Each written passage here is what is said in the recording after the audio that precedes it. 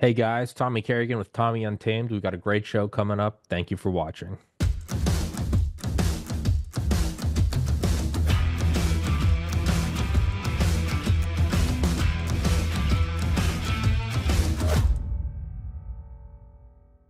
But your book, Guns, Girls, and Greed, about your time in Blackwater, and I love it because it's I've done so many. Guys, please go in the description. Please go buy the book. Don't be a communist. Go buy the book, and even if you don't read it, I don't care. Just go buy the book. Put a couple shekels in his pocket. Go follow him on Instagram. That's the best. That's how the sausage is made. That's how ultimately. I don't care if you don't like me or him.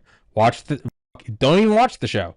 Retweet it and go do the subscribe. That's the brass tacks. Like, not to immediately start going into a schizophrenic rant, but when you look at like where are we sending aircraft, it's like, Brad, what's there? Oh, there's lithium there. Okay, I don't even care. But let's just be honest. Like, that's what it is, guys. Go follow the socials, buy the book. Everything else is window dressing. Everything else is putting on a nice shirt, going to the bar, shaving, cologne, buying a drink, talking about some bullshit you never did. It's all window dressing. It's sex. That's what it is. So if you don't want to watch the show, you don't have to. Go buy the book. Anyways, what I like having about you on is because I do so many shows, it's kind of funny going from like Delta Force guy who, they're just a different breed. I don't even think they have human DNA. And then like you go into your book, you're like, I didn't even know what I was doing. You're like, I got picked because I was like a good shot, like naturally. And you go like, I bought throwing knives. Like, what the am I gonna do? In hindsight, you're like, Jesus, you went in there like, I say this as someone who's never served.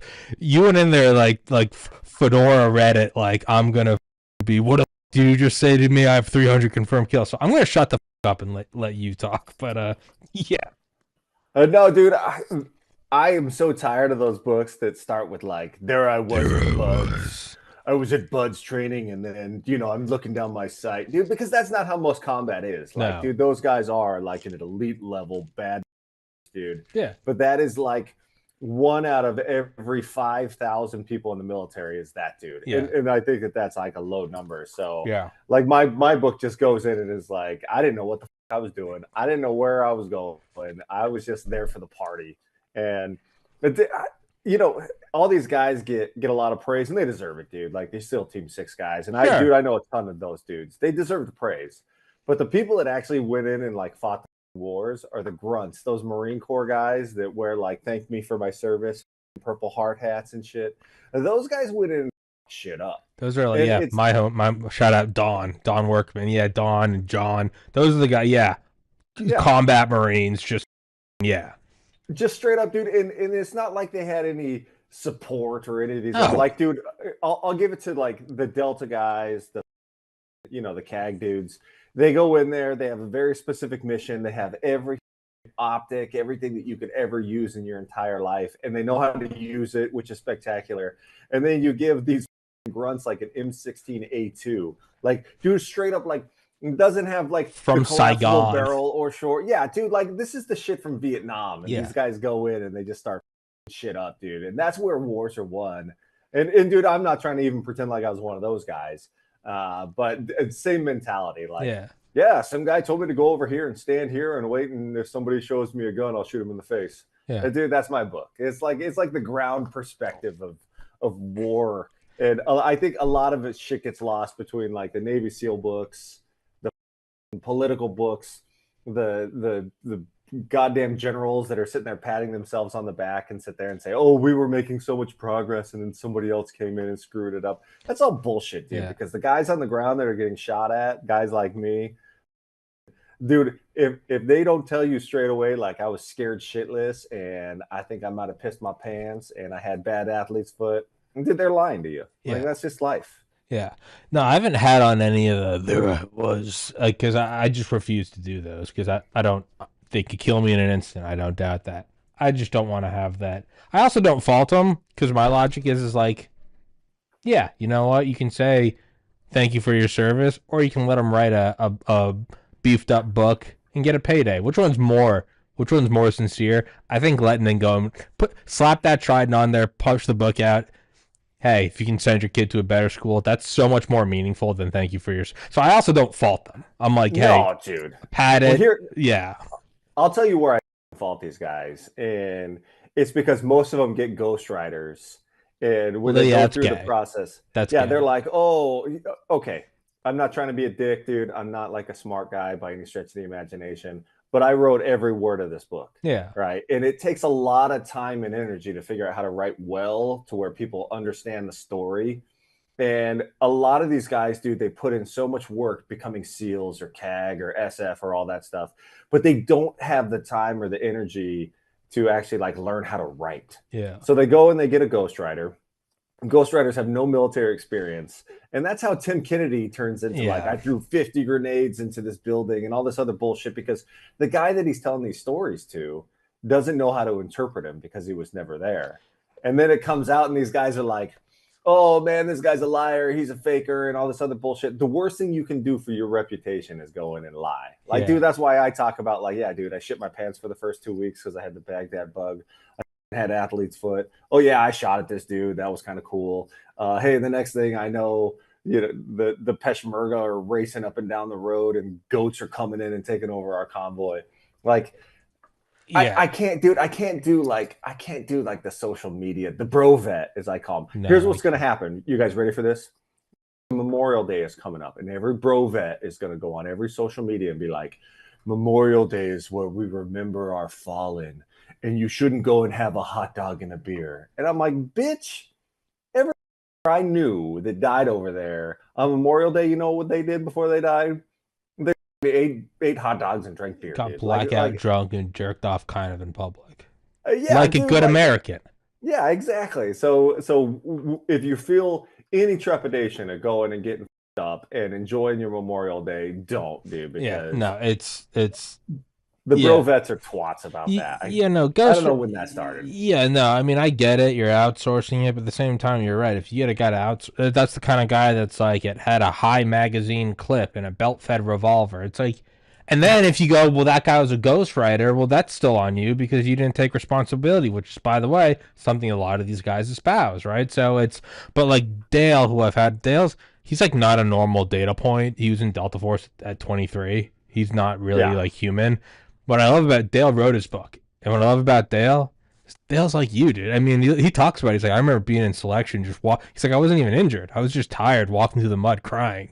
Like, he's youngest ever member of Delta Force. He's just like, I don't want to do this. He's like, it's gay. He's like, I'll just tell my dad I broke my leg because his dad was Special Forces. That's why I love Dale. Like the story, he's like, my worst day when I was in Ground Branch downrange, and I'm like, yeah. He's like, I ate bad lobster and threw up on my body armor. Like, that's why I love Dale. But you're right, you can't do that. And no, like yeah, they're buddies. They're like the guys I know who are in my age, enlisted Marine. Like, and like the true difference is we were born in like the same time. I happen to grow up in like a very stable, like upwardly mobile nuclear family, and they weren't. Well, yeah, That's why I went no, to a good I was, school and they went to boot camp.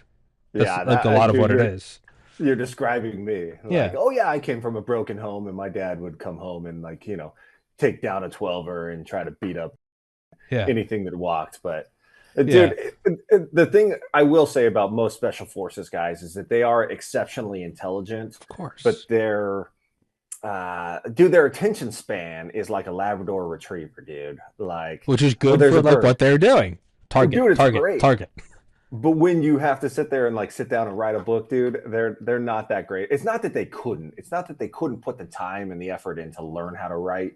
It's that it's just not their gig, Yeah. right? They're smart enough to do it. They're most of them are probably educated enough to do it. I can't tell you how many guys that probably.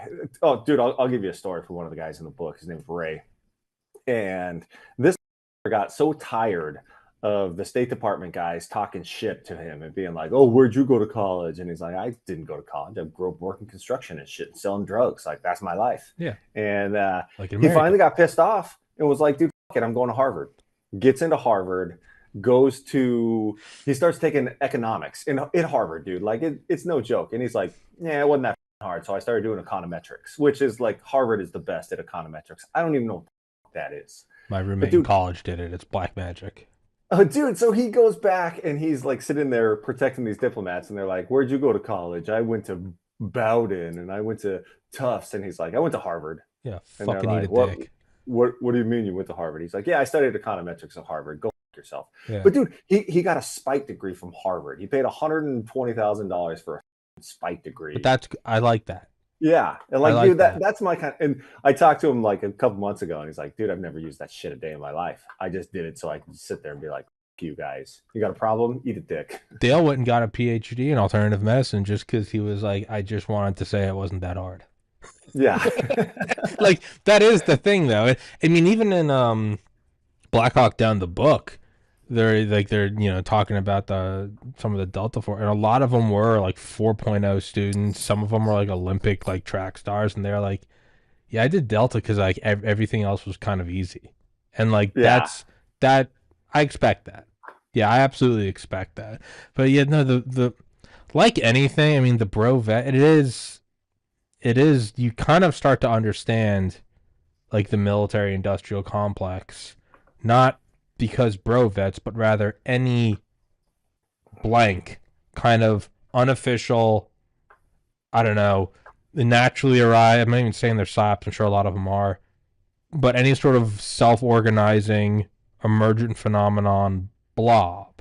It just It just is. Like I know some guys that do like prepper food, and one of the guys that was sponsoring my show for years was like he had to like stop after the election because he was like, and he's like a Trump guy. He's like, but everybody stopped buying it when Trump won. And I remember saying to him, I'm like, does that give you like a little empathy for like Raytheon? And he was like, kinda. I get it. He's like, I get it. He's like, why did they stop buying? Because it seems like we're not going to civil war, which is an objectively good thing. Man, it's hurting my bottom line now. And like, you do start to not have sympathy, but I almost understand something like that. Like, who's buying our $2 billion stealth bombers if China's not invading Taiwan? Like, we need India and Pakistan to kill each other, and you do see it just like you like I don't understand. I don't know social media. I can do the hard work every day at the podcast. I can't do the what do you think? Like, share, and subscribe. Like it legitimately makes me want to kill myself. But you do all I say on Twitter is like it's extremely like racist, xenophobic shit, and it's actually helping the show. But like you do see that, right? But like you can already like see it in your mind's eye. Like as soon as you said Brovet, without even naming anyone, you can already see giant beard, sleeve of tattoos. Let me tell you about my time in the slow mo video of them running with a Gucci out M4, a bag of coffee, and like I get it, and like you're making a couple shekels. Like I get it, but it's I think it's important to see what it is, and it's like it's an It's a industrial game. complex. It's a racket. Hey, I get it. Go bang people over the head for a couple bucks. Go for it. But I get it, and I don't really want to talk to them because I don't think there's anything there. Which is back to your. I think that what I told you is like it's like it's your book is if Tucker Max was in Blackwater. Like that's and I mean that as like the best possible compliment. But like that's what it is. Is you talking about shitting yourself, or yeah, you talking about throwing knives, and then like Hookers. Oh, yeah, so many hookers. poker, yeah, getting just blackout drunk and like throwing shit off the diving board, or not the Dale I know. I don't want Dale to kill both you and I, but the fictional Dale who like kind of wanted to jerk you off in your dorm or whatever. Like Yeah. I feel like that's a much more realistic, honest take of what it's like. Oh, dude, there was one guy. I didn't put this in the book, but there was one guy. He was part of the whole Generation Kill crew, and he loved trannies, dude. He loved them. Loved trannies. Go for it. And dude, look, nobody gave a crap. This Yeah, is the thing: is Godspeed. yeah, everybody's like, oh well, the military is racist, and it's dude. We didn't give a shit what color you were. If you're black, white, Asian, dude, it didn't matter. You were either a good dude or you weren't a good dude. Now look, most of us were just dumb redneck white guys. Like that's who gets recruited into the military. That's who goes into Blackwater. But this guy is like, he'd have like the Chicks with Dicks magazine, and we'd be like, dude, we called him, yeah, what, dude, what was the name? Golem. We called him Golem. He Oh God, hated it, like from Lord of Lord the of the Rings, Rings. Golem. Yeah, and he'd be like, Here's the problem, guys, is that you guys see a dude with tits, and I see a chick with a penis. And for a second there, you just have to take a second and go, I get where you're coming from. It's still a dude with tits, but I get it. I get I it, see man. it. I get Yeah. it. I'm not for it, but I totally get it. You're And seeing then the you're dude, the other seeing half of the tits with time, like a little bit of a hurdle, yeah. you know? But And a there's other hurdle that holes. excludes a lot of other guys, you know? It's like Yeah. why it's like it's that meme. People ask why I flirt with married women or why I flirt with women in relationships. Why would I go to the hot chick at the bar? I'm competing with 1,000 other guys. Oh, dude, no, I got dude. to compete with one.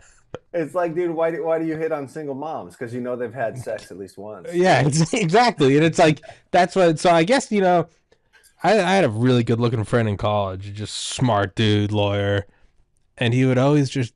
It's right. He would just bag the ugliest chicks, and my other buddy, who's still probably to date the smartest person I've ever met. He was like, it's really not that hard once you understand that it's the path of least resistance, and his goal is breasts. That's it. And once I saw that everything else made sense, and like how up he'd be like unstable drunk before we even like left, like how quickly he'd leave. It all made perfect sense. And I guess the next natural iteration of that is go to tits, the only tits that guys don't want, which is one Yeah. attached to a dick. I mean, in a way, I kind of I kind of You, respect the order of operations. dude, like you respect it. Like you don't Yeah, have to understand it, but you I can kind of get understand to it. it. Yeah. You're acquiring the target. You're moving in and you're closing the distance. I think maybe he could be special forces that way. He's like, I found an easier way. Yeah, Especially. yeah. I don't. I mean, why not? And like the other guy you talked about in your book, your buddy who's like a cuck, and he has such like a derogatory term publicly, but you didn't give two thoughts to it. Yeah. Yes, go for it. What the fuck do you care? Yeah. Yeah, That's why I'm starting my new political party. It's called the Leave Me the Fuck Alone Party. won't work. And here, dude, think of it, foreign policy. You leave me the fuck alone, I leave you the fuck alone. We're gonna be fine. I Like, think dude, I think we started with that in this country, and that's gotten us where we are. I I agree with mean, you. I think yeah. we've tried it. Well, we try it, and then we slowly creep into like the morality of, oh, you shouldn't be able to have an abortion, and you shouldn't be able to own guns, and you shouldn't be able to call, you know, somebody who identifies as a woman is a man. Dude, like the morality slowly creeps in, and I think we just need to get back to the leave me the fuck alone party. Just, I'll tell you what, you leave me alone, I'll have as many guns as I want. I'll leave you alone. And dude, I'll call you Jane if you've got an Adam's apple. I don't even care. Like, dude, it's no skin off my butt. Yeah, As long as we're leaving each other alone. The problem is if people are like, yeah, but I need you to accommodate me in this. Like, you have to love guns because I love guns. And it's like, yeah, do you? Do yeah. you? You really?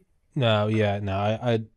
I definitely see that, but I think like one of the and we talked about it last time, but I think one of like the most interesting parts and it's one of the most honest parts is just the whole like, well, why do you keep going over? And it's like it's a paycheck, and you kind of enjoy it. And I think that's like such like a more realistic analysis of what it is than anything else. It's like you know how to do it. You can't grab any. You can't send me over there today. I mean, give me a couple months maybe, but you can't send. You know how to do it, and it's like an above average paycheck. And I think that is just such a more deeper than it even sounds at first. But like, why do these things persist? Why do they exist? Because you know how to do it, and you can go do it. So why Well, wouldn't dude, you? this is the one thing people don't understand about being deployed is that it is the easiest life you're ever going to have, except you might die, right? Yeah, but Dude, you that's don't not your have to cook. problem anymore. Well, you don't have to cook your own food. You don't have to wash your own laundry. You don't have to do anything. Like there's nothing that you do at home, paying your bills, all that stuff. Like, yeah, you kind of have to do that to a certain extent, but you can do that all online. But literally from the time you wake up when you're not operating, it's just your time. It's your time to go work out. It's your time to go play video games. It's your time to read. It's your time to do whatever. Like literally, you drop your clothes off to some guy, and they come back and they're folded, and you take them back to You're your ready to room, you put throw them on the on. floor. Yeah, dude, it is literally like all of your Maslow's hierarchy Yeah. of needs are being attended to, except you might get shot. Like Which, that's it. to be completely fair, it still applies even domestically. Yeah, then I mean, I South might get Chicago. blasted, right? I mean, no, but I totally get it because like I don't even have that, but just like living in an apartment where there's like the rent's more, but it's like they take care of everything. I mean, it's 1 in the morning and like the fire alarm chirps once. I can like text somebody and they'll come up and fix it. Toilet's like not flushing correctly within an hour, fixed. I mean, truly, hey, the fridge is running weird. 2 days later, like new fridge. Nothing. I don't know. I don't know a penny. I don't have to do a thing. Hey, keep your door unlocked. All right. So like for that to be scaled, and I also get it more in like getting into medical school and college, and then like realizing like I don't want to do this at all. Deciding not to go, trying psychedelics, losing a brother to suicide, like an amalgamation of shit together was like I want to go and pave my own way. And it took, I mean, I don't know, almost 12 years to get to this point where it pays for my rent and I get to do it. Like right now, this is work. This is my work day, is just shooting the shit with you. And like, that's awesome. Like, I don't have to go to the office. I don't have to do anything. And it's like, well, how much do you make? Are you making like million? Like, no, I make far below like the average for a 34-year-old man. The upside is no, I owe nothing to no one. I do whatever I want. I talk to whoever I want on my own schedule. That being said, and was it worth it? Yeah, I'd say it was. For me personally, to me, it was like the greatest path of just like, I just get to do whatever. It has, however, completely made me relook at the rat race. I don't think I would do it still, but I don't look down my nose at it like I did for most of my 20s. I look at it now and I go, morning commute sure sucks. Set hours, a much better salary than I make, insurance, and come Friday, you take it and it's gone. You just show up Monday. I totally get that. There is none of that in this. Every day is how am I getting this funded? Where are the revenue sources? Is it working? What am I on this topical thing? Am I adapting? Am I changing? What's the feedback? I got to look at the analytics. I got to learn how to graph and extrapolate and go, am I going to make it on time for this? And yeah, if you took that and just apply it to kind of everything being done for you, I totally get that just from a 9 to 5 standpoint. So you just go one step further and go, what if instead of his 9 to 5, it was just like you go and shoot a gun, and like statistically, you're not gonna die. Why Oh wouldn't? yeah. Yeah, no, I absolutely see how you fall back onto that. Why wouldn't you? So, dude, this is something I don't really talk about often, but the military is the closest thing to socialism that we have in the Mm-hmm. United States. Yeah, It is by far the David closest Vine, thing. Base Nation, his book Base Nation goes into that. He was like, it is the most complete and efficient socialist network ever built in the world. Well, dude, because it's like a lot of people love the structure. So, dude, here's what I notice is that the people that go into the military and they think they're going to love it, they usually hate it because it doesn't meet their expectations, right? The people that go into the military thinking I'm just going to do 4 years and get out, they stay in way longer because somebody is telling you where to be, what to wear. What, dude, they call it like the three rights: right place, right time, right uniform. If you get those three things right, dude, you can have a career in the military. Then they pay for your housing, they pay for your food. You get extra money if you're married. You get extra money if you have 7 or 8 different kids, dude. Like everything, like it's very socialistic. You're going to meet a certain rank at a certain time and you're going to make it to E7. It doesn't matter what you do, as long as you don't fuck up really bad, you're going to make it to E7. You're going to retire.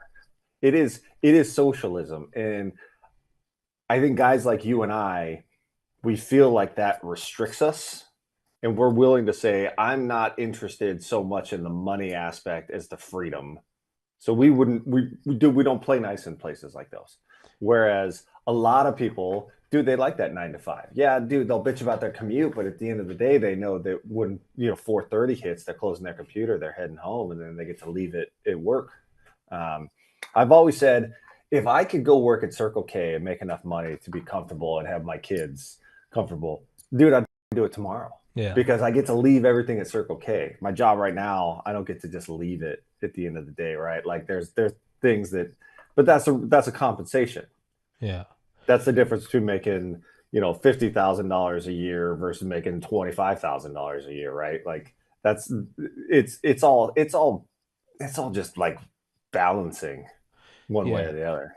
Yeah, and I know I couldn't do. I mean, that's honestly why I wanted to be a doctor. I loved biology and I loved the idea of helping people. I literally looked at it and I was like, I'll always have a job. China invades. That what? Okay, I gotta learn Mandarin. They're not gonna kill the surgeons. They have organs too. Like that's how I looked at it. I was like, I'll always have a job, and not a bad job. I'll be making a lot, get to wear a white coat, be a doctor. I was like, that's not like a bad existence. And but for me, I'm a crazy person, and like I wanted to do more. And Tim, my favorite comedian, Tim Dillon, explains that he was like, this is before he became like super rich, but even just when he got to the point where he could pay for his apartment through comedy, he was like, it's pushing off from the dock in a shitty boat you made yourself, and at the bottom of the lake, all around you, are the husks of 100 different ships you tried. You can't explain the feeling, the euphoria of when you realize this thing's finally floating and it's held together with bubble gum and dildos and but it's there. Well, what's the point? That's not as impressive as a canoe or a yacht. No, it's not. But it's my. I also know that I can now build much better things. But then you also go, well, what's the point of it? And you go, well, now I can leave the shore. Now I can go see what's. And for some people, like that is worth it. For me, it was. I also don't have a wife and kids. I think that's another huge constraint, and not in a bad way. I just definitely see this. If I fuck this up, it's on me. I'll figure it Yeah. out. I got into medical school. I have enough brain cells to figure something else out after this. Man, if you got a couple little kids and a wife, that I don't think I would be able to go into this boldly because you got to provide for them. And Well, dude, it changes the equation, but I think that there's just a certain type of people or person or personality that's going to say, "Okay, I'll be able to figure it out regardless." You'll sit here and say, "Yeah, if I had a wife and kids, maybe I'd be no, working a I nine know to I five." wouldn't. That Then was I. no, So as you soon as I wouldn't said that, fucking I do was it. like, that's so full of shit. Yeah, because dude, I mean, I keep trying to figure out like I could retire. Like if I really needed to, I could just retire right now. But then what the fuck am I going to do with my time? Right? And yeah, it's like so what am I going to I'm going to run more. I'm going to Yeah, go out and right, jog. Like right. dude, I can't figure out what I would do. And dude, I think that's kind of the paradigm of the military, right? You get these guys, you let them retire after 20 years, they're 38 to 42. Yeah, they're making enough money to survive, but they're not making enough money to survive. So they get out and they're like, what do I do next? And people just get lost, dude. They get lost. Now, here's the other problem is you get these guys that get out of the military after 4 years, they get on disability through the VA. It's enough money for them to be able to survive, and they do nothing, dude. You have an entire generation of GIs that have figured out the VA system that are like not working. And dude, I know a number of them. They literally sit there and like, what the do you do all day? Some of them are stay-at-home dads, but both of their kids are 3, 4 kids. They're all in school during the day. It's dude. It all goes back to Maslow, right, dude? Like if you have enough to pay your rent, you got housing, you got food. Then what do you do with that? And then some people are like, dude, I want to kind of build, and some people are like, no, I'll sit right here. It's like that book, Who Moved My Cheese? I haven't read that, but I do. I know a couple do like vets who are no. I mean, it's when I say nothing, I mean they do nothing. shockingly nothing. I Like mean, you're amazed at how little they can get accomplished. like my off days look like where I'm gonna get up, I'm gonna do my game stream, I'm gonna hit the gym, I'm gonna they do I mean, and again, I don't know. I think you should be allowed to. That should probably, I would imagine, I think that should probably be the default for like veterans. Like you went and did this, you could have died, you didn't. If you wanna watch TV, here's enough to do that. I to me that look, I think I would kill myself. I think I I don't would. even mean that lightly. Like I think I would. I don't. I mean, do nothing.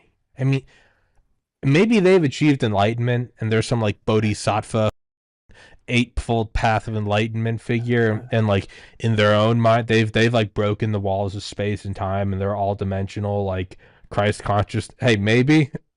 And okay. Probably not. No. Well, dude, that's why people are like, so you like you got a career. Why would you peddle a book? And it's like, one, it's just a cool story, and two, it's something else to do, right? Like I could knock out another book tomorrow, but I don't think this one has reached where it needs to be for me to sit there and I've already started one about my white trash childhood because I think it's hilarious, dude. It's like my dad teaching my mom karate lessons. You know when you're like 4 and you don't understand stuff except for what you see on I like I love TV. when my parents do karate every night. That's Yeah, and it's dark. like Jesus it's Christ. like, dude, my dad's in there teaching my mom some karate and she's not learning In very the fast kitchen because she looks and like a panda. No, literally, yeah, in the yeah. kitchen. Yeah. Jesus. Yeah.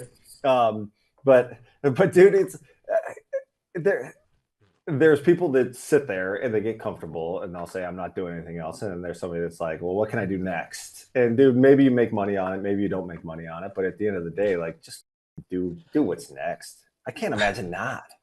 I don't even I think earlier in my life I would have looked down on the people that do nothing. I gotta be totally honest. I I bet it's nice. I would like to step into their brains subjectively. Like it might just be peaceful as fuck, dude.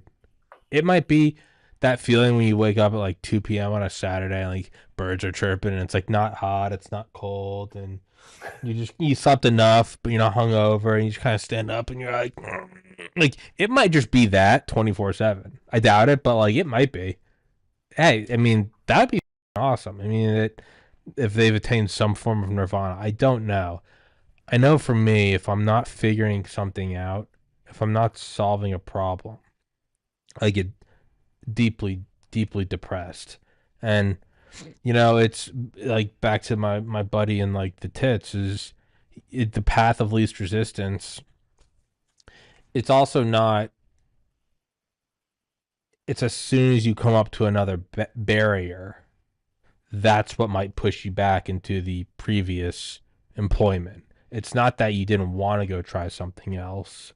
It's that like I know people that have like started a podcast and they get 6 months in and they're like, dude, no one's watching. I'm like, well, you gotta keep going. And they're like, but I have no guarantee it's even gonna work. And I'm like, well, that's kind of like the crazy person part. Like, you don't know. You're like, you're not going to a finish line. There's no location on the GPS. You're just going, I think it's east.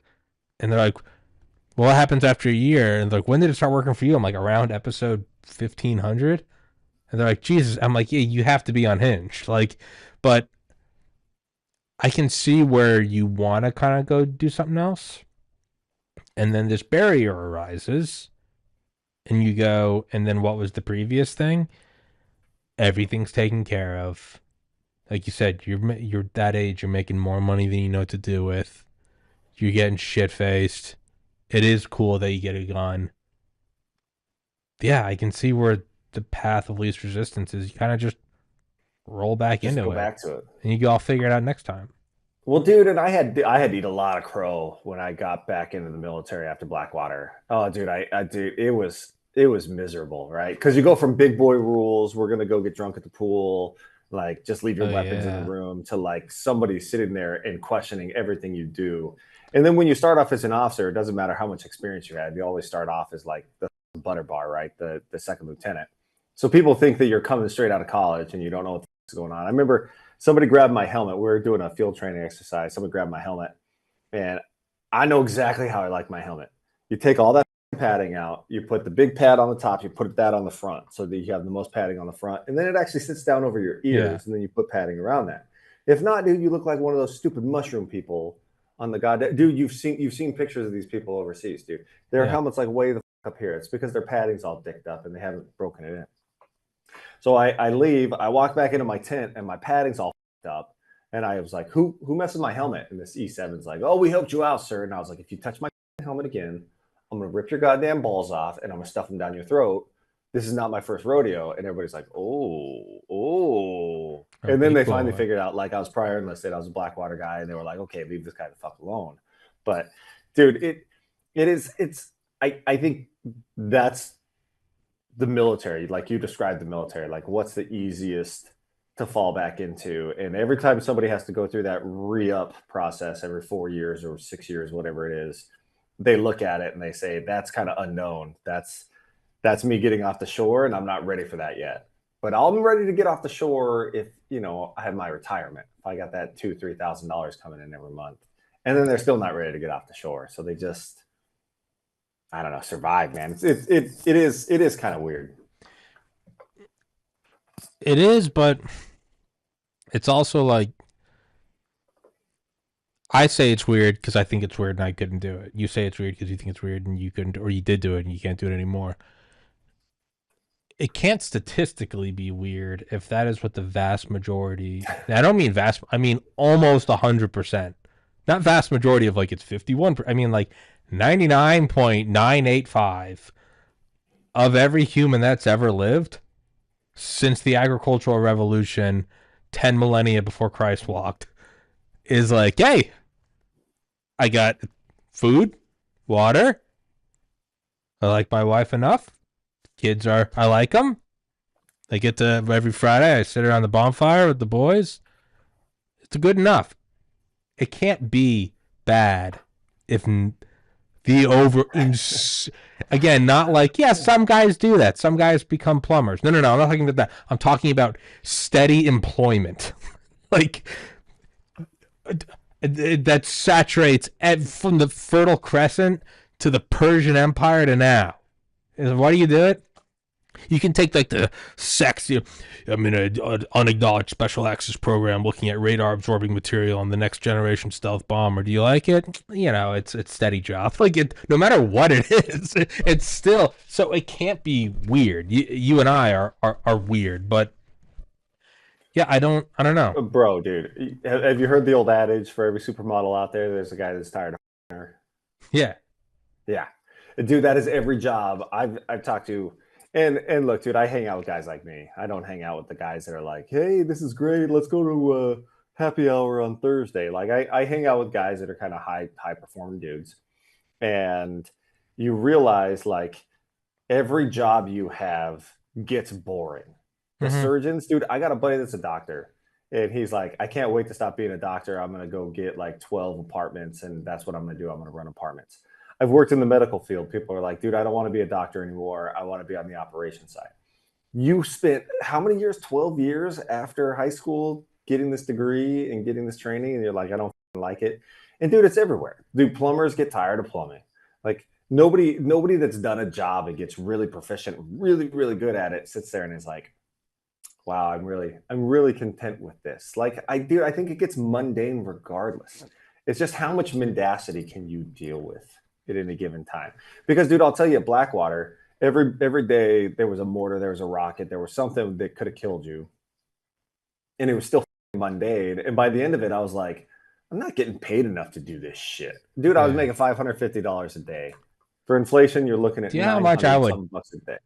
I Yeah, I make about, if I average it out over, and only recently, only in the last 10% of the podcast, I'm maybe approaching $100 a day in 2025. So which is which when I is say I'm not making $4. that, when I say I'm not making a lot of people like, how much you make, I'm like, it's enough for me, like below 40 grand a year, which is fine because this is what I wanted. I also have extrapolated it, and there's also no ceiling. There's a ceiling for being a doctor.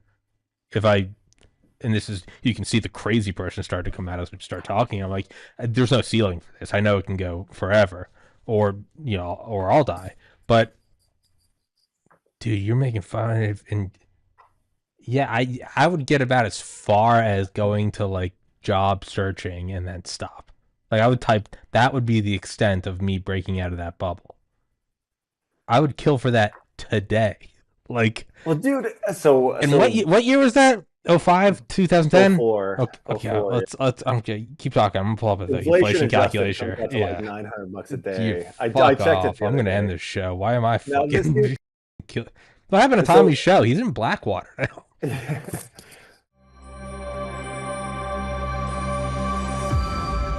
Heaven's Harvest Prepper Food. 72 servings per pail, 25 years shelf life. I've had the owner Clayton on the show before. He's a God-fearing, America-loving patriot.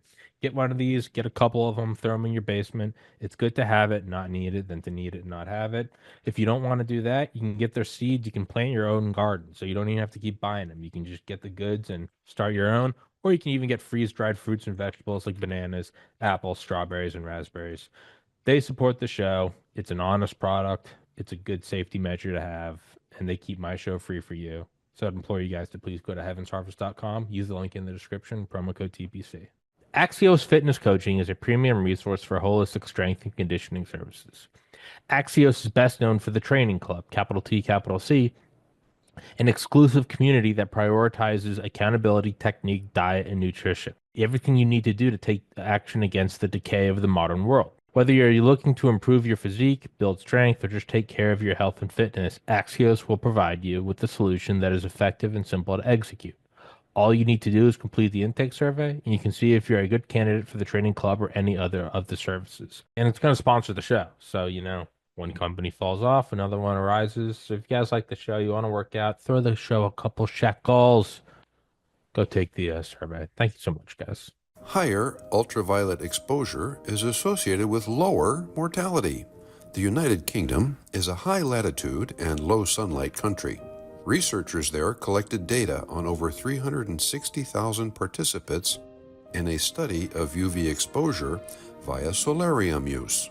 When compared with non-users, solarium users had 15% risk lowered of all-cause mortality, 23% lower risk of cardiovascular mortality, 14% lower risk of cancer mortality, and a 12% lower risk of non-cardiovascular, non-cancer mortality.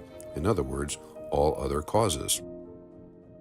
Quoting the researchers, our study adds to the growing evidence that the benefits of UV exposure outweigh the risks in low sunlight environments. A link to the original publication is available in the box below the video. Get some UV light this winter. Immerse yourself in the tranquility of the blue. Visit a Blue Room soon. www.blueroom.com.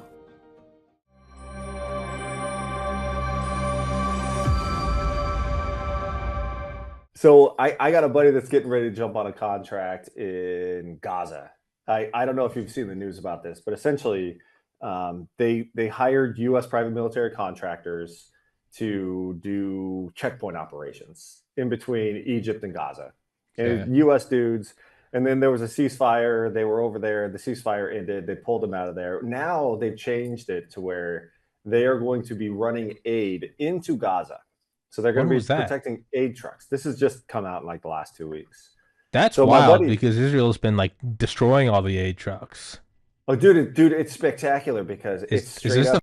a is this a flex on Israel to be like hit it? This is like straight up like Somalia 1993 shit, Yeah, right? yeah. It's coming. You're So oh my man, buddy's going to do this, and he's making $1,300 a day, which is stupid money. Don't get me wrong, that's more but than it's you also were. That $946 a day yeah. was you did a day. Yeah, But dude, the risk reward for an extra $400 a day, essentially. And he's like, "Kid, I don't have like my kids are out of the house. I'm gone. I'm gonna go do this dude. shit." Yeah, So like, there are people that were contracted with me 20 years ago that are still in the game, and it's not that they haven't made enough money. It's they've probably blown it all, dude. Like Macron snorting cocaine and yeah, shit. They probably blew all that shit. Don't get me wrong, yeah. but they haven't needed to actually do these jobs, but they just keep chasing the high because where else are you going to get that, dude? Where you're sitting there bonsaiing down the road with a 240 Bravo and being That's like, what I mean. Is like that's what I mean. Is like doing this show is I mean truly terrifying. Like not knowing if it's gonna work. Like legitimately like every day like it's a Christmas break, and in my mind, I'm like, well, if I do this guy next week and I have these four guys, and that guy said he might get back, and it never ends, and it's terrifying. But man, when it does break, when you do get a show that just the gears start turning and it doesn't make it, but goes the next step, dude, it is meth to the dick, and like it's my work, and it's like if this opens up, and it's like, well, then I could do this, and then I could do that, and from the one year the show did like very well over it, and I bought a 90-inch TV, and like I still play video games on it every night, and like so for me I'm like there are very real rewards on like bigger TV and games, but yeah, it's like the risk is high, but man, it's and then you also like you do die at any point, like you do at a certain point, like what are you saving it all? Me and my buddy are playing Escape from Tarkov right now, and like we've been crawling up, and it's like a post of whatever you get better, and you afford more gear, and you go from a shitty Russian pistol to Gucci'd out HK stuff. But you hit a point where we've started like accumulating tons of money, and then I'll be like, well, why do we have this? And it'll be like, well, let's just go to the hardest level with the hardest enemies. Why? And it's like, I just want to feel something. Like, and it's like, what is the point? Why not? $1,300 a day, dude, and you're why not? That is, dude, that is literally like that was the mantra of my life in my younger years. Like, why not, dude? Like there's adventure here. Why not? And it's I know you can interrupt whenever, but like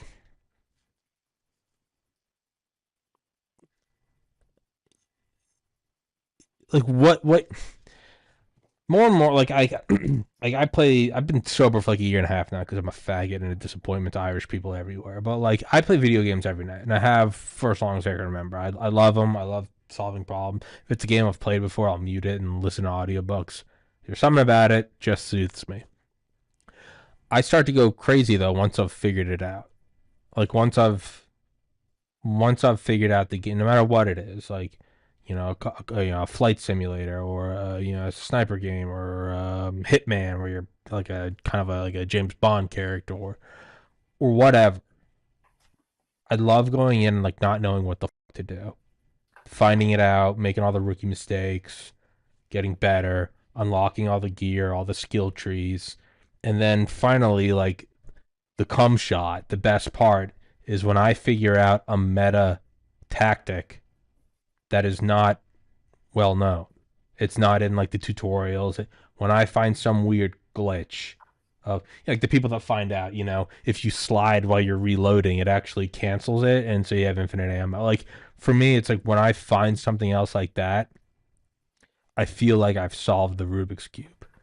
And I also know when I hit that point, I've got about 3 more days with the game. I'm starting to look to I just finished. And she's like, what are we? And I'm like, I gotta run. Like I start to, and I know it's coming. And if I don't find a new game, I literally start thinking like, maybe I should just get blackout drunk and go on a racist rant on the podcast. Maybe that will help it work out. And I'm like, why did I just think that?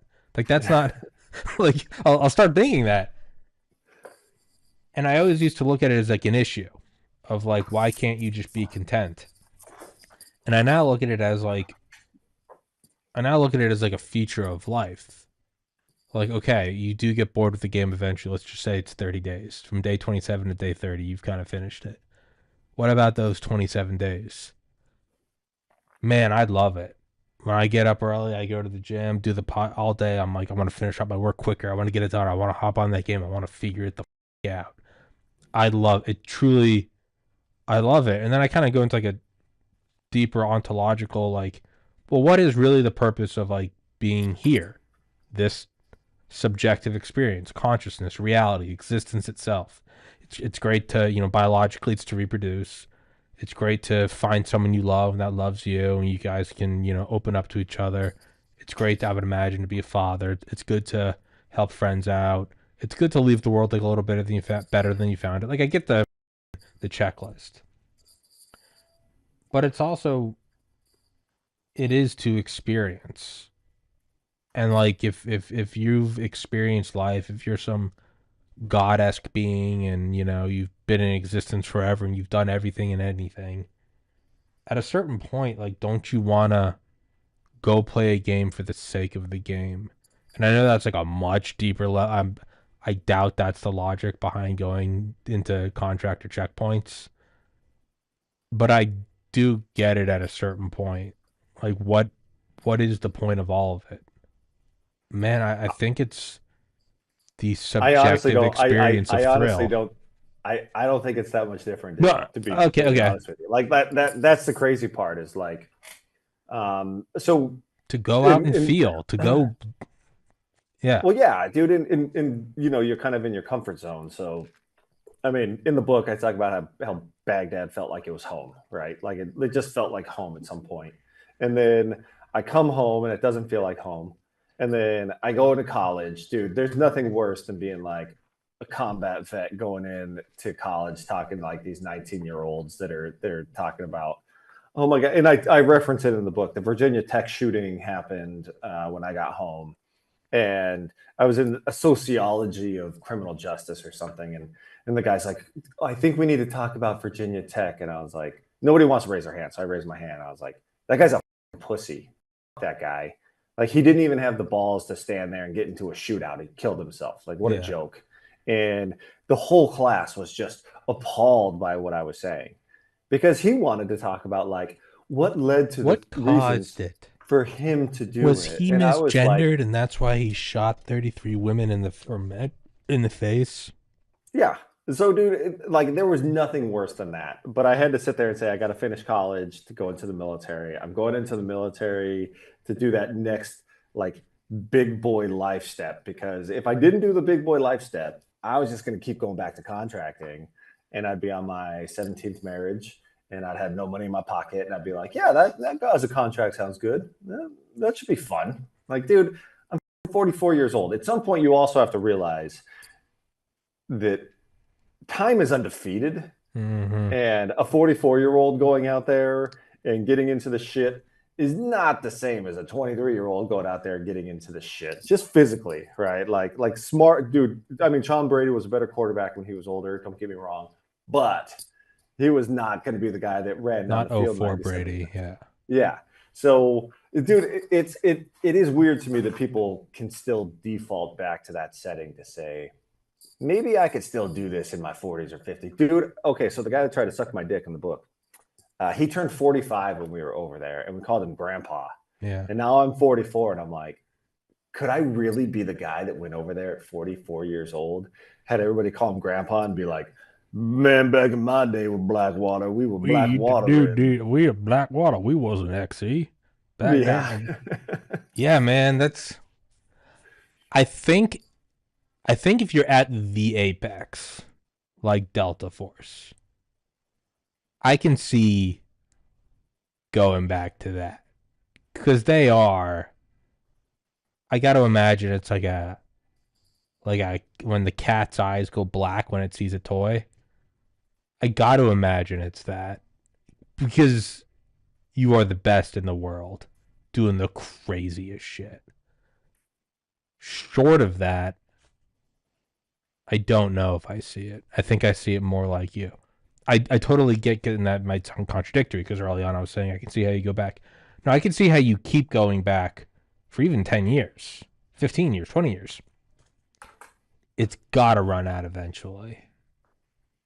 So, dude, when I got back to Iraq as an Army officer, I was getting ready to pin on captain, and we were supporting a special forces thing. Dude, if anybody ever tells you that they supported special forces, just know they're a turd, right? Full. And I'm telling you right now, we supported special forces guys doing signal intelligence. So I wasn't doing anything cool by any Yeah. stretch of the imagination.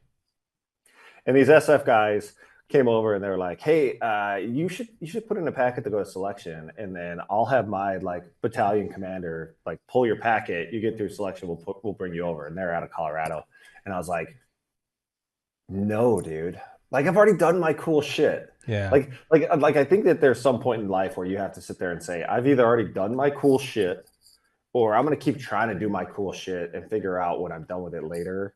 But by 2010, it was like I had spent 3 years in Iraq. I had deployed all over the world. I had no desire to go through and prove to another that I could get through selection. Dude, I was running marathons. I guarantee I could have made it through. And it's not my hubris, right? Like at the end of the Yeah, day, sure. You have the experience, the athletic acumen. Yeah. yeah, like I could have made it. And then I was like, but do I want to be the guy that just keeps hunting this stuff? Or do I want to be the guy that can actually say, hey, I tried that. It was really cool. And now I actually want to be able to go to my own house. Dude, this is the longest I've ever lived in a house in my life. And dude, that's from childhood. Every That's year awesome. we would move because they would kick us out. They'd be like, you haven't paid your rent, they kick us out. So we had our annual move, like right in May, June timeframe. So like living in the same house for a while was actually for me, it was like, that's kind of a new adventure. Yeah. Like, No, hey, my dad didn't come home and karate chop my mom tonight. That's a new adventure, bro. yeah. Well, I mean, it's like, and mine was not at all that. Yours came from a much darker place, but like my dad grew up like in not like poor. I mean, like up poor, and like just got into sales and got the fuck out of his like shit town. And he had 4 sons and was like, I want them to have a life like unrecognizable to mine. Gated community, private Catholic school. But because of that, he always took every raise because it was just he finally had money.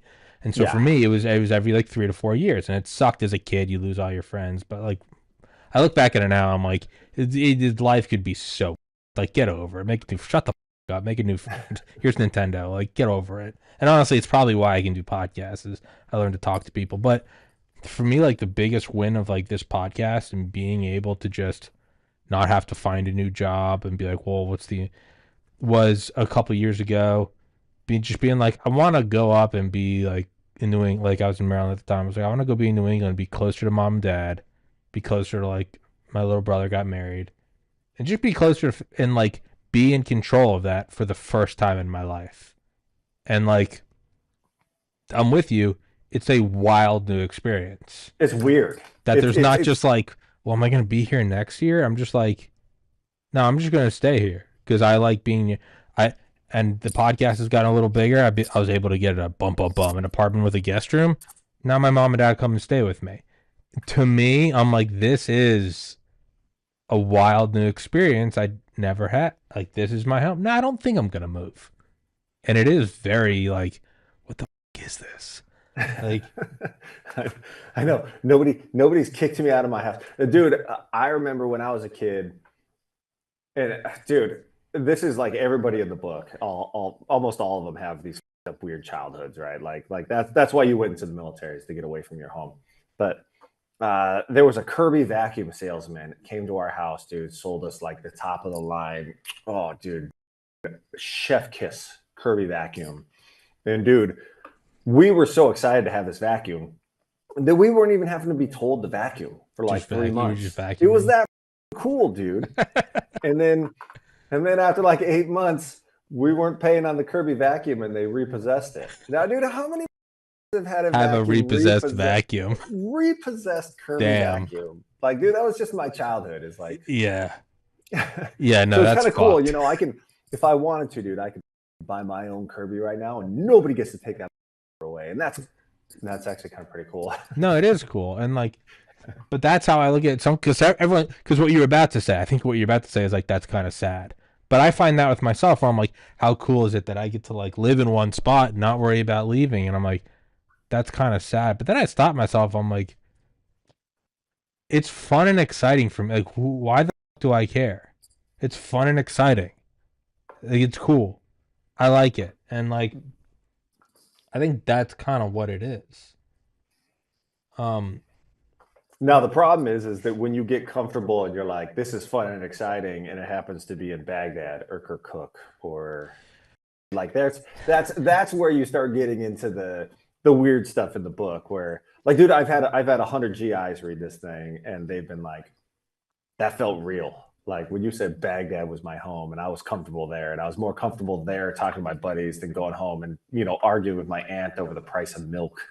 Like, like the little things in life kind of shed away from you, and you're like, dude, this kind of like I don't have time for people's mundane bullshit problems. And then you realize that, dude, you literally are like that 99.985% that you were talking about. Like you're in that little tiniest percentile that's not them anymore. Yeah.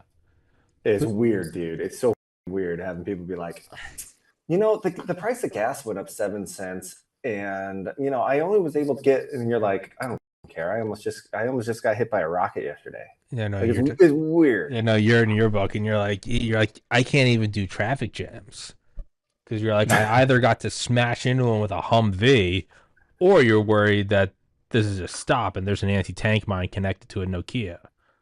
Like, Well, dude, and people are like, why do you own a Tesla? I don't own a Tesla because I give a fuck about the environment. It's because it drives me around. hell yeah. There's something about like, dude, and I bought my Tesla before Trump got into office in Doge. So Who gives all a my shit? No, and I bought it because I'm a Nazi. I'm not, but it's just dude, say whatever the fuck you want. Fuck these people. all my conservative friends are like, oh, I love the environment. Ugh. And now that Elon Musk is a conservative, are like, nice Tesla, bro. Like, dude, it's such a weird People are paradigm. such lemmings that just need to be It's walked off a cliff. dude, Conservative and liberal, they all really need to dude, go.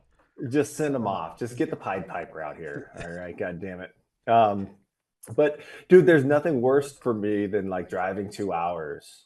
So I just let the Tesla do all the driving, and I do. And then when I get there, I can be relaxed, and I'm not like yelling at my You're kids not in the in this back, being like. like I could see that. turning down the radio because you can't see where you're going and it's too loud. Yeah, where I am. Or no, when you get there and you're just exhausted, and like there's no Yeah, real excuse because what's exhausting about being in a chair? But driving for 2-3 hours, like you go get to wherever the first night, you're kind of pooped. No, I yeah, get that, but like to go back to what you're saying about like it gets kind of weird when you get that comfortable, new, and exciting living in Baghdad. But then part of me is like, I don't think it. I think again, I don't know. I can imagine where I would have my own internal qualms if I had like a wife and kid at home. Be like, man, if I die, that sucks for them. But if I didn't have that, I don't know if it's weird. Like, why not? I mean, I don't know if you're part of some like fourth century group of like a horde going in and like lighting men on fire and like raping women and children. I could be like, well, this is maybe not. I maybe shouldn't be doing this. But if you're just going to be in a contract to like, who who cares if you don't? I don't have any like, I don't have any qualms with like growing out of a genre or an artist of music. Like I look back at like 5 years ago, I'm like, oh, I listened to a lot of Post Malone. And like 5 years before that, I'm like, I loved Blink 182. Now I'm like discovering Biggie Smalls. I don't have any like. except Limp Bizkit, dude. Dude, I tried to listen to Limp Bizkit again. I was like, oh my god, I Well, can't my believe I point like is this. when I look back at this music, there's like nostalgic, like, oh, I remember those memories. But no part of me is like, oh, I abandoned them. I'm just like, because the part of me that likes them is no longer alive. That me no longer exists. So like, I look at it fondly for the memories. I look at it as, one tiny little piece in the infinite puzzle that builds who I am currently. But I don't feel any because I'm doing this now. And one day I'm not doing the podcast. I don't think I'll feel like I abandoned it. I'll be like, no, that was fun and it made me money. But then, whatever, I met my wife or I decided I wanted to get into like wood crafting. I wouldn't miss it because that person that liked it no longer exists. So if you slowly break away into almost a new species, that's what speciation is when they stop being somewhat similar and they finally break away into a new creature entirely and then they can't mate. That's like the definition of speciation. When you speciate away into like, I don't want to talk about gas, people do all my chores for me, and I get to roll around with a LMG. I don't know. For me, it would be if I had a wife and kids, I'd feel maybe a little weird about if I die. But I don't know. I don't think it. I don't think it's weird because the person, it's weird for me because I don't do that. But if subjectively you are this person that just slowly becomes this Blackwater guy, I don't think it is weird. Like, who Well, dude, cares? why does anybody still live in South Chicago? They're They, comfortable. yeah, Like they grew up there. And dude, I grew up in a small town called Cottonwood, Arizona. And every time I go there, I go to like Home Depot to fix something at my mom's house. And it's like a high school reunion, dude. So yeah. many people just stayed there. Like they're comfortable there. So it's not, I guess it's not that, like, I know it shouldn't be comfortable living in Baghdad and being like, oh, hey, that mortar got pretty close to me today. But at the same time, like I go back to Cottonwood. And to your point, like I don't hit repeat on Cottonwood. I'm not moving down there. Like it's nice to go there and You're say, like, hey, oh, that's where, there's the thing, and I remember that. yeah. Oh, hey, they put a nice new restaurant in there. Oh, That that's used to just cool. be, the homeless shelter. But it's, people get comfortable where they are. That's just how it's always going to be. It's an interesting paradigm. Like how do you get comfortable in South Chicago? If you and I move there tomorrow, we'd be like, oh, dude, I'm not sticking around. But the people that have always grown up in there, like Flint, Michigan, they're like, dude, who cares? I'm growing a third arm right now. The water's Whatever. terrible, but whatever. Why would I move? Yeah, I mean, it's yeah, I Who's mean, who was the dude? Remember when what's the mountain that blew up in Washington or in Oregon? Helena. Yeah, so there was a dude where they're like, "Hey, this mountain's gonna blow up," and he's like an old homesteader, and he's like, "I'll be all right," and he ended up dying. Or Pompeii, dude, like Pompeii, they're like, "Hey, this thing just keeps on like spitting Eh, out stuff," and people are like, "I'll be all right. It's not that big of a deal." And then there's the one picture of the guy from Pompeii that's like rubbing one out when he died. Have you seen that? yeah, yeah. Oh yeah, dude. Like That's the he's way like, you if I'm got. gonna go, I'm going in my home and I'm doing what I love. And there's two ways to look at that. Like you look at Mount St. Helena, and what was that was in the 80s, I think, 90s, Yeah, 80s, late '70s, yeah, yeah, whatever. early '80s. I look at that now and I go, man, you probably still could have been alive, and like there's some fun shit. Like life is fun. Like it's suffering, but it is fun. But then there's like another level. You look all the way back at Pompeii, and there's no like, well, it's Helena. You could still be alive. It's like that's before like that's like 1,000 years before like stained glass windows. And you look at back that far, you go, what it what's really the difference between like Vesuvius like 467 AD and you could have lived to 480 AD. It's I all mean, that's fair. it's all but no my point is it's almost a new perspective. You look at Helena, you go, you could still be alive today and see TikTok and DoorDash. You look at Vesuvius or Pompeii and you go, it's all so far away that if you liked Pompeii and it's your stomping grounds and your homies are there and maybe your mom and dad live down the road, yeah, you died, but it's been so long, and everyone and everyone's grandkids and their grandkids are still been dead for 1,000 years. I think it allows you to maybe look at it a little more honestly and be like, eh, yeah, it's your home. Yeah, it. Well, and they probably just thought that it was like, Zeus's stomach was grumbling back then. It's not like we had the seismic activity measures that, But that but we that's do but that's now. like another thing, man. Is like we'll go forward 2,000 years. Maybe we somehow like biologically prove reincarnation's real. And like back then, people would be like, "Well, why would you do that if you just got like?" They really thought it was you had one ride, and so they went and joined Blackwater. We now know it's bullshit, but there might have been some guys that are just like, "F- it, you get one like." So I don't know. I've kind of flip flopped this entire episode on like joining and not joining and like understanding it. If we haven't pissed off enough people and we can kind of wrap it up with it, we might as well. I was just thinking, do you think something like snapped in Trump like the last week between him and Netanyahu? Because it's if you want it to stop, it's happening. I've always thought the first thing you do is you would just have U.S. forces escort aid because that's like a total like, are you gonna mortar them? And then another part of me goes, if you want to draw the U.S. into an extended part of me is like, did Trump go balls, or is this Dude, am I'll I just tell. looking at it like I can see it now. 51 Marines dead by a very advanced weapon that somehow happened to be Hamas. It wasn't Israeli built, and it wasn't.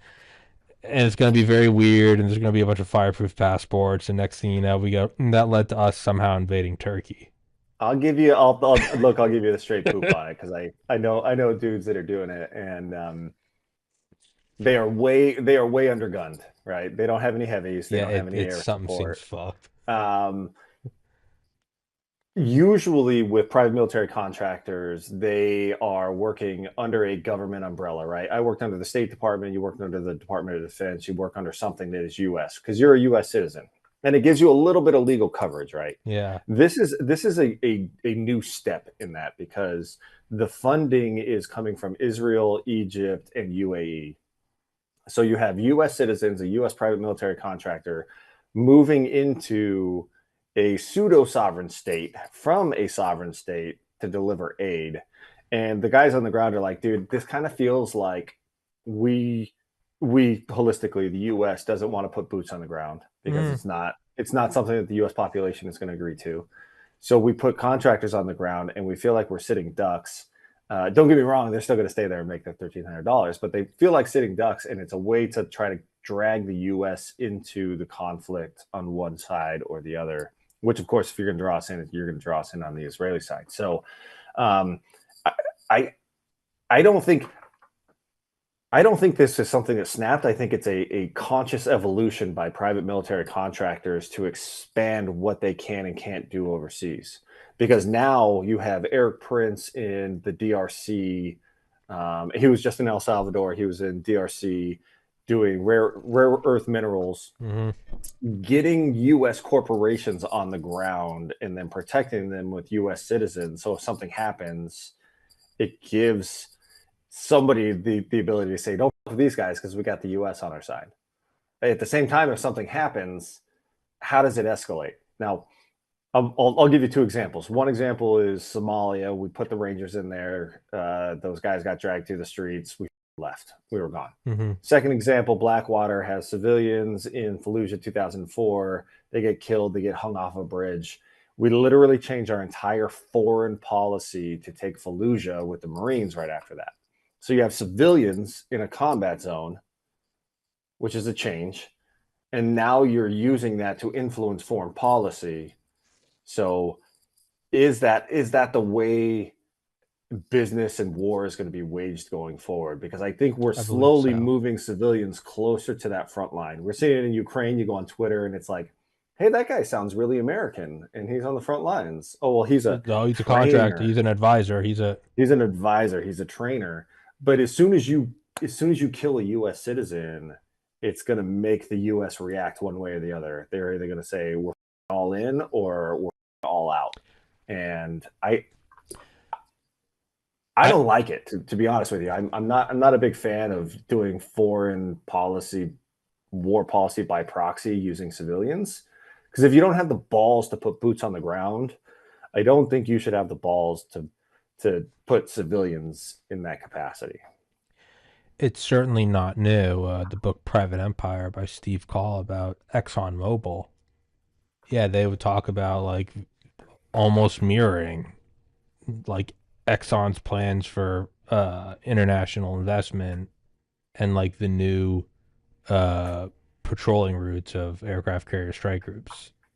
And it wasn't just any private company, it's the private company that ultimately fueled the I mean aircraft carriers nuclear. Everything else is gas. And it was you kind of see mirroring and it's interesting the way it's either gonna I hadn't thought about the get out side of it, but if it does, it's either going to accelerate it. So that's ultimately what it is it's an accelerant.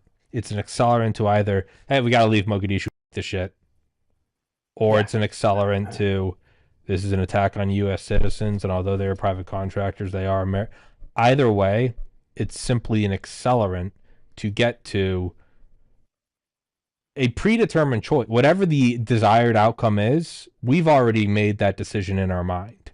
We want a reason to get the fuck out, or we want a reason to get in.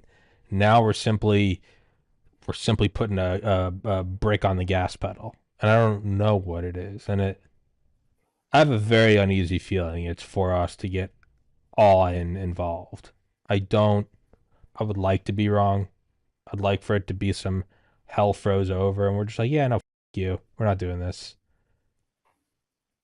Rationale and simple pattern recognition would imply that we're getting ready for like GWAT 2.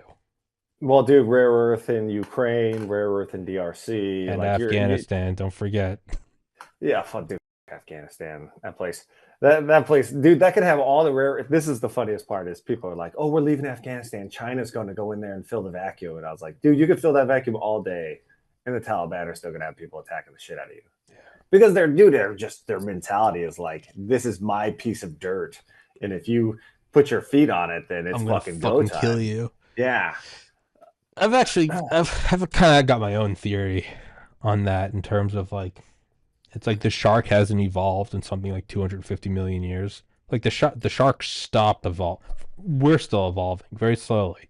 The shark stopped evolving because it's everything from it's from its blubber fatting to the arc of its fins and the ability to glide through water using minimal calories. The shark stopped evolving, which is already an eternal time set to stop evolving. The sharks stopped evolving before trees existed. And I look at that and we go, is it up? Is it lazy? You go, no, it's perfect. It is perfect. I kind of look at the Middle East and I go, we can look at it and go backwards and they each other and goats and there's no power. And I go, what's like the undisputed champion? Alexander the Great, Soviet Union, United States.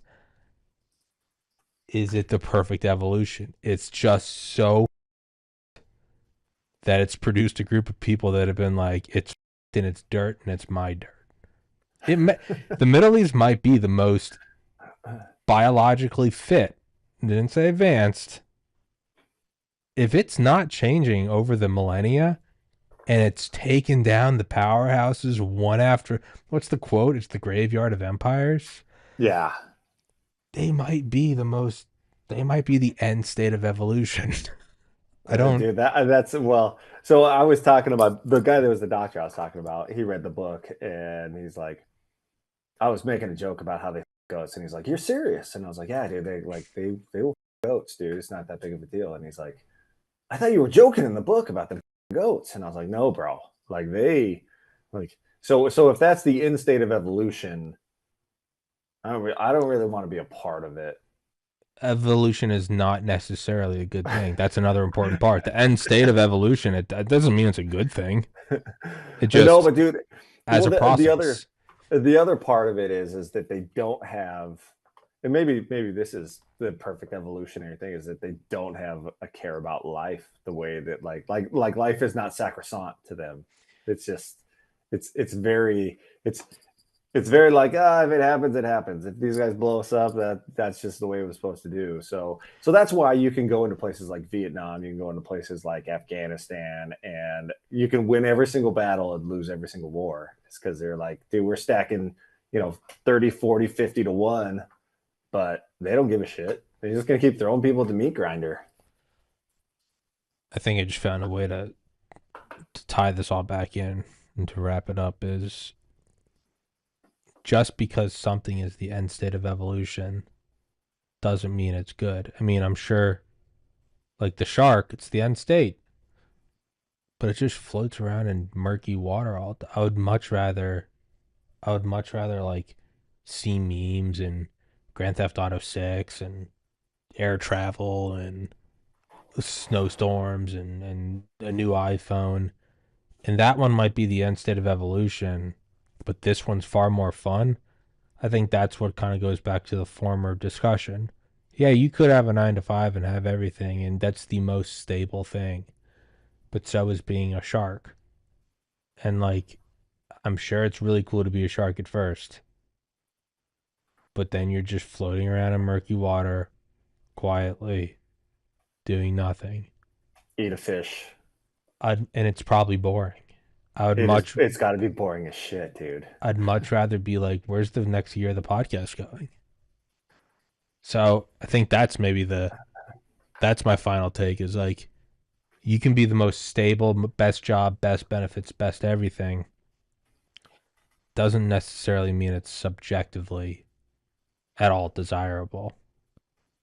But this is also perhaps confirmation bias because you and I are both in the 99.985 inverse percent that are like, fuck it, I don't want that. So I have no idea.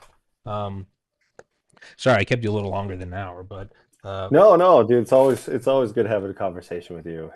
yeah, dude. Any timeline on the new book, or is it something you're just kind of tossing around? And no, I'm about, dude, I'm only up to like first grade in it, and I'm at like 25,000 words because the one thing I've realized is that I remember everything from my childhood, and they say that's from trauma, Yeah. right? Like you remember traumatic shit, dude. A lot of traumatic shit happened before I was like 5, 6 years old. So, and dude, I think it's hilarious. I remember everything because it was torture. Dude, I remember because the reason I started writing it is I was laid in bed with my wife, and she said something about like kids putting stuff in their mouth, and I was like, dude, I swallowed a nickel when I was 4. And she's like, huh? I was like, yeah, I was just like, like I had a nickel in my mouth. I was just around, and she's like, and you swallowed it. And I was like, yeah, like I could feel it in my throat, but I had to really get it down so that like I wouldn't choke to death. And she's like, you didn't tell your family or anything? And I was like, no, I just told you. Like 40 years later, I just told you. So that felt good. Like I got that off my chest. And she's like, we'll take all of that and put it in a book. Yeah, she's like, what the like? What else? Why would you have a nickel? Why? And I was like, that's not even the weirdest shit. Yeah, no, that's impetus for a book. Yeah, like me just eating a nickel is like normal day. Like I was looking at my turd to see if I could find the nickel. Yeah, and I'm glad I didn't because dude, I would have went for it because we're doing a nickel when I was a kid. That was serious business. Well, absolutely. I was gonna say the reason you didn't tell your family is because your dad beat the shit out of you for taking his money. Well, yeah, between that and being part. Like, dude, you don't tell somebody you almost choked to death on a nickel because they'd be like, why the fuck are you eating a nickel? You get in trouble. You don't want to get in trouble. Yeah. So that's how that should be the opening. Again, so the rest of this book is, well, what else haven't you told me? And that's how it goes. Yeah. I sent it to my buddy. This is how I know it's good. I sent it to my buddy, and he said, "Hey, have you talked to a therapist about this stuff yet?" And I was like, "Is that good?" There you go. Is that good? There you go. Absolutely. When I see people comment, they're like, "It's so beautiful to see Tommy use this podcast as therapy," and in my mind, I'm like, "I don't use it as therapy." And a lot of people are like, "No, you're clearly getting a lot of stuff." And I'm like, "Oh, that's how I know it's good." Because if people look at it and go, "Thank God this is a substitute for medical care," that's how I know it's good. It's like I'm a doctor. I go, it's fair enough. I'm a doctor. Morgan was in Delta. Don't worry about it. Don't worry about it. It's all whatever. But yeah, everybody listen. Please go grab the book in the description. It is a good book, as you can tell by this discussion. Go follow him on Instagram, and yeah, man, don't be a stranger. Hit me up for another one, and let me know when the book gets closer.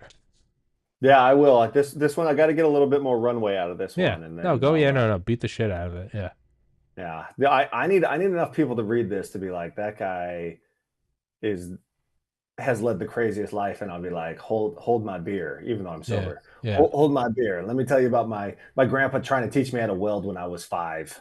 Not that you need my advice, but I would say don't wait. I'd say keep pushing the book. You got to make money on it. Yeah. But go full steam ahead with the new one. I don't think I got any reasonable amount of like views and downloads on my show until like year 4. I don't know. Don't wait.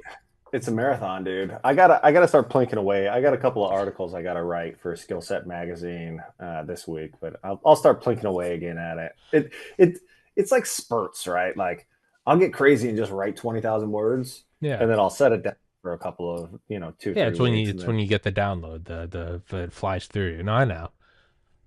I would say go, because only just now am I like starting to make any sort of money. When I mean like $5, but on like old episodes. Because like now on Rumble they have a thing for like the number of hours people watch. You get a millionth of a penny. But I've done 1,700 episodes. And so for the first 5 years, they were worth virtually nothing. And now they're still worth essentially a nickel that you choke on. But like, you never know retroactively when it's going to work. So, I mean, you might put out this next book, it hits it, and then people go and find what other work has he done. But you're the one who's written a book, not me. So I don't know why the fuck I'm telling you what to do. You do whatever you're doing. I'm going to shut up. I have no idea what I'm talking about. So Well, dude, it's always fun having a conversation with you. You Fuck open yeah, up, brother. Yeah, man, it's dude. fun. It's my therapy. Like what? Once every 3 times a year, we have our You therapy come do session. therapy, yeah, and I have no idea it's therapy. I'm not, but I will wear that. I will say I'm a psychiatrist, and you founded Delta Force. So, and if Yeah, anyone has an issue with that, you're un-American. prove me wrong. Prove me wrong, faggot.